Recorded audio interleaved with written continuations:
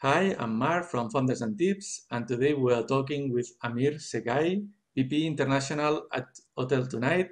And previously, he worked at companies like Groupon as Western European Operation Director or co-founder of Zalando France. Hi, Amir. Hi, how are you, Mark? Thank you for staying with us. Could you please explain briefly your professional career, especially in the startup environment? I've been working in the startup environment for something like 6 or 7 years. As you mentioned, the first venture that I joined was Zalando, which is the biggest online shop for clothing today in Europe. I was one of the people who opened the office, the first office that Zalando had outside of Berlin. Zalando is a German company. I opened the office in Paris. I was working there for about 2 years, and then I joined Groupon, as you mentioned, as operations director first for France and later for Western Europe, based out of Paris. And now recently, about 4 months ago, I joined HotelTonight. So my experience has been, let's say, a mixture of founding new entities with first working mostly on web, now obviously focused much more on mobile. So we are a mobile-only company. I think I've had different angles in terms of both technology, but my experience has been mostly about building teams and I would say international expansion. And today at HotelTonight, it's really focused on international expansion. Mhm. You joined HotelTonight a few months ago. What's your main role in the company and your main goal as a part of the team? So my job is basically managing all of our business outside of the US. Uh, Mhm. was founded 4.5 years ago, and at the first 2.5 or 2 years or 2.5 years it was a US only company. And about 2 years ago, the company opened an office in London and was managing has entered business in several European countries and was managing that out of London. And this year, we are very much focused on international expansion. So my job is to basically strengthen our presence in those European markets where the company already exists and open up new markets. So since the beginning of the year, we've already opened 4 new offices, 2 of them in Europe, in Berlin and in Paris, which is also where I am based. And we recently opened offices in Toronto and in Sydney.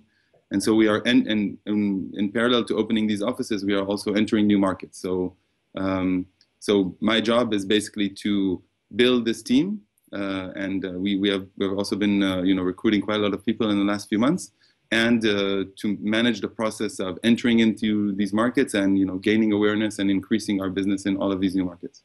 Mhm. Could you please share some numbers of HotelTonight numbers of how it's going, this expansion in terms of KPIs or some way to see the volume that you are moving, general, especially international? So, I mean, we are obviously a private company, so there's not Mhm. much that I can share. I can tell you what I can share. We have today 13 million downloads of the application all around the world, and a significant part of this is in international. Uh, I can tell you that, for example, since we've opened the office in Paris, and this is 3 months ago, Mhm. we've tripled our business in France, and our ambition this year is to almost, well, I would say overall, we would like to triple our presence in international markets. So we are expecting, we are expecting to really become a global company this year and to truly increase our presence in international markets and to make this, a much more significant part of our business than it is today. Mhm. Booking market, it's very competitive and very huge market. What's the main advantage of HotelTonight versus your competitors, and how is mobile changing this market? That's a great question. I think we are very, very focused. So first of all, we look only at last minute.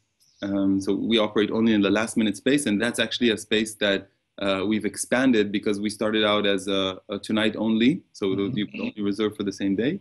And after listening to our customers, we understood that actually last minute for them is 1 week out. So we've expanded to 7 days, and that's happened something like 6 months ago. And so we're very focused on last minute. We're very focused on hotels, and we're very focused on mobile, as you mentioned. And I think there's no company out there that has been operating as a mobile only company in this space for such a long time. And I think that gives us a very strong advantage in terms of our product and in terms of just the whole user experience that we're creating. What we are trying to do, as you mentioned, the booking space, like the hotel booking, or in general the flight, the travel booking space is there's lots and lots of companies who are operating, but they're all very much focused on the booking itself, and we are trying to create a more overall experience. So we are trying to, as we always say, we are trying to humanize this experience, because the experience of booking a hotel can be sometimes very stressful and not something that's like nice to do and takes a lot of time. So we're really truly trying to create a better experience for our customers and also for our hotels. And there's many ways in which we do this. Like, so for example, with our customers, because we have a curated model, we are really trying to cut down the time that they are spending in booking a hotel. So it's actually interesting, because I was thinking about this a few weeks ago, that when I was working in Groupon or in Zalando, which are heavily web-based, web-focused companies, we are always measuring how much time customers spend on the website, and we wanted them to spend as much time as possible on the website. At HotelTonight, we're actually thinking the opposite way. We want to make the booking experience as quick as possible. If somebody can book in 10 seconds and have a great hotel, and then stay in that hotel and have a great experience, this is something we are happy about. And so everything that we do is focused on making that experience better. To give you other examples, we write all of our own editorial content. So we write fairly short but very cheeky and interesting descriptions of our hotels. The imagery that we use is largely generated by the photographers that we use ourselves, and it's all very mobile adapted. So the mobile experience is very smooth, so that's kind of like on the customer side. On the hotel side, there's also many ways where we differentiate ourselves. We really try to build very long-term relationships for our hotels, and so the way we operate is we do not cannibalize the customers that come to our hotels. We try to be, we are very complementary in terms of the customers that we bring them. Well, because first of all, we are mobile, and also because you cannot really search for a hotel on HotelTonight, again, because it's a curated model. You come because you need a hotel right now at the last minute, and you are discovering new hotels. So what we hear a lot from our hotels is that they have customers that book via HotelTonight, and they come to this hotel for the first time, and then the next time they travel, they maybe plan something in advance, and because they like the hotel so much, then they're going to come and book with them directly. And because, as I mentioned before, we are mobile, it's also, we do not compete with them on keywords on Google. You cannot search for our rates on the web, so they can still generate traffic of the customers that are their loyal customers directly to their direct channel, which is obviously their preferred channel, while we provide them complementary customers that book those rooms that they otherwise wouldn't have sold. And another important point, I think, is we invest, I would say, equally in our technology that we invest obviously on the application. We equally invest in creating great experiences for our hotels in terms of technology. So our extranet is, we have really great feedback from our hotels, in the sense that it's very quick, because those things, again, can be very, I don't know if you had a chance to see some of what the other OTAs provide. It's very complicated, and it takes a lot of time. And with us, it's really quick. Like, you just have to put the number of rooms and the rate that you want to put, and that's basically it. It takes the same as it takes 10 seconds to book a hotel on the app. It really takes less than 1 minute to upload your rooms on our extranet. So we really try to create those great experiences, both for customers and for our hotel partners. From the point of view of internationalization, how you define your strategy? Do you have a strategy by markets, by countries, by language? How it's defined first? What is a market for the different markets that you define, and how you attack each one? So overall, the way we look at this is we want to be present anywhere that is interesting for our customers. Mm-hmm. So what does that mean? It means that any destination that could be a last minute destination for our customers is somewhere where we want to be present. And the plan is to gradually get into those markets. And the way that we go about this is usually in a country, we would start from the cities, from the big cities. So for example, in Paris, in France, we have a strong presence in Paris.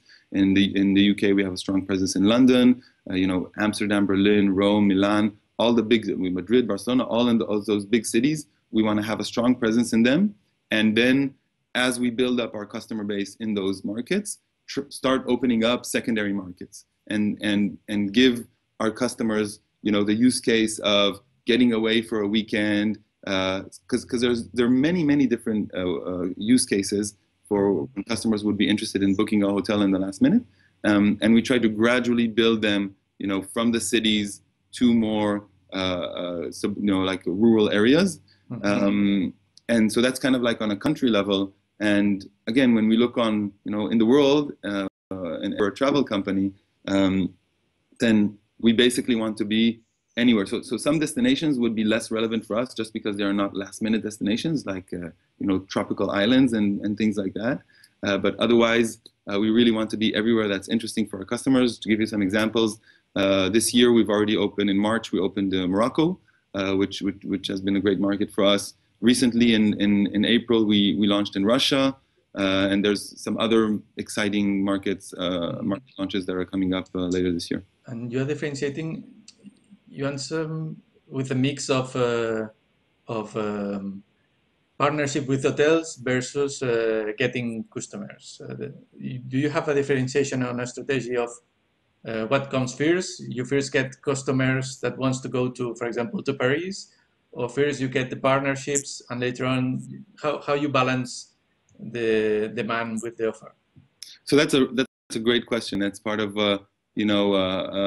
understanding a market and building a market is how do you build that supply and demand kind of, how do you make sure that you have great supply so that when you generate demand there, then that's, customers actually find what they want.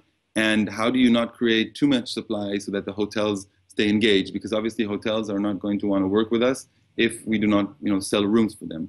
So I think, we obviously, this is a very data-driven process, and we look a lot at our data. We look, we constantly follow, what is how good is the supply that we have, and then we try to generate demand to a market that has good supply. So it is largely first supply and followed by demand, but we keep a close eye as well. And going back to your previous question, we are able to also see where are our customers interested in. So we would sometimes open new destinations because we see that there is interest from our customers in going there. Mm-hmm. So it's kind of like a process of, those two things kind of feed each other. And a good market manager and a good country manager that operates in a territory is going to know how to, create the right balance and create the right timing for, when to activate, when to start generating demand, and still engaging hotels to provide us good supply. Mm-hmm. From the point of view of international operations, how you define your operations? What's the main problems you have on the operation level?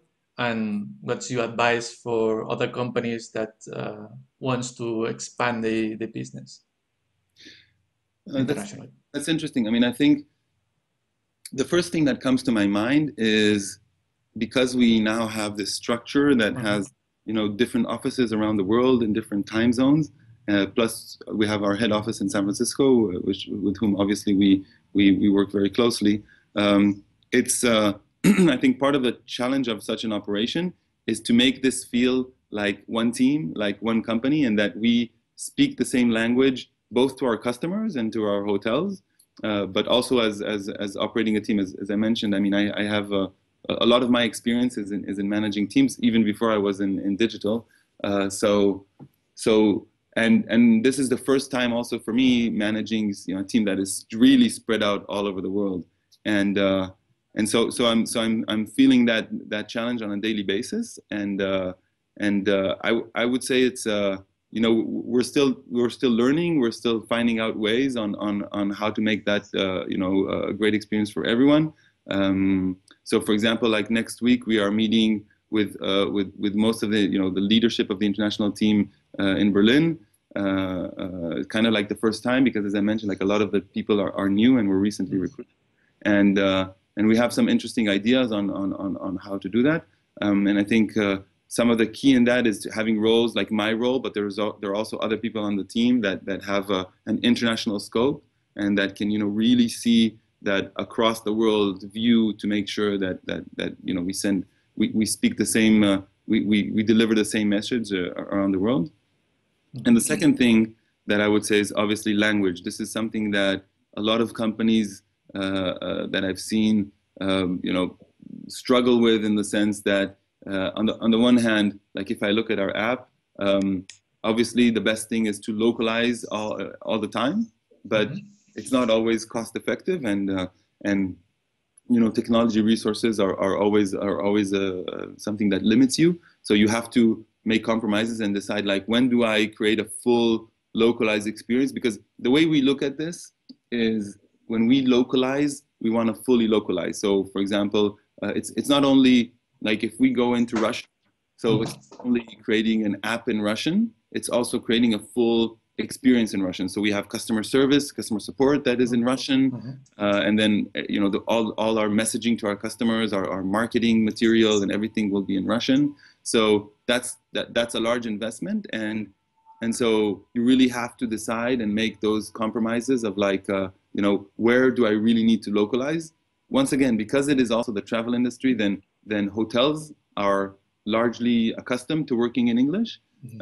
And also customers to some extent. So I think that's like another operational challenge that, you know, is part of our everyday life.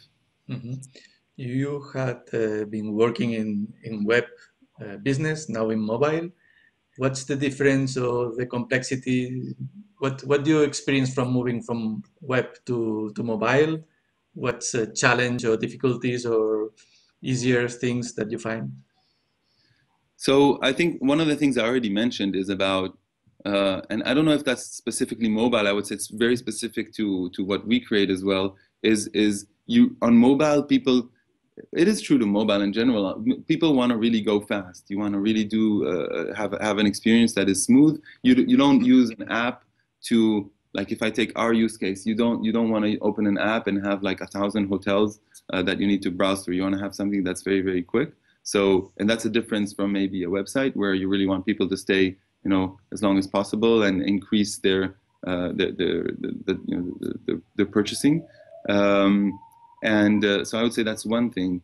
One other thing is obviously customer acquisition. You know, the channels, the way in which you generate demand is very different, because when you're in a mobile app, there is, you know, it's easier to drive, in some extent, to drive people to a website than to have them download an app. That's like a more difficult task, because you're competing for, you know, so a person can have so many apps on their phone, and you're competing on that space. You want somebody to download your app and include them, and so you spend a lot. You know, we spend a lot of energy, obviously, to find innovative ways to have people download the app, and so that's probably, I would say, the biggest difference in terms of the acquisition channels that you need to use. From your experience, any advice you can give to entrepreneurs that are listening to us?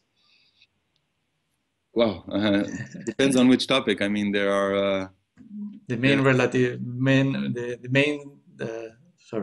more relevant you get to your mind right now. Wow, that's interesting. I would say, so one of our core values at HotelTonight, which really resonates with me, so we have 3 core values. It's question, build, respect. And I would say one that really resonates with me with all the experiences that I've had in the past is question. And I think, you know, so when you work in this environment, there's like really, really many different ways to do things. And so it's sometimes you can really get you can spend a lot of time debating and thinking about different things, like, is it right to do this way, is it right to do that way? So I think one advice that I can give is try things. Just try out, especially when you're smaller. It is easier to try things out, and you always learn so much from the trial experience. This is where like question and build go really well together. So try to build things, but always remain very, how to say, like, critical of things that you do, and be able to question and say, well, I'm going in this direction right now. Is it working? Is it not working? Always have targets and say, like, I'm trying an initiative. I want to measure how well it works. I want to define what success is. And once I define what that is, I can afterwards say, did I succeed or did I not succeed? And be able to pull back and say, well, maybe this is not the right direction and I need to go in a different direction. Because as I said, like, there are always many, many, many things you can do. And I find that in many situations, people just, resources are always limited. So people spend a lot of time contemplating and debating, like, what is the right way to go? And I always try to create an approach in my teams, which is just like, try things. Don't be afraid. Don't be afraid to be bold. Don't be afraid to try things, because even if you try something and it fails, you learn a lot from that experience.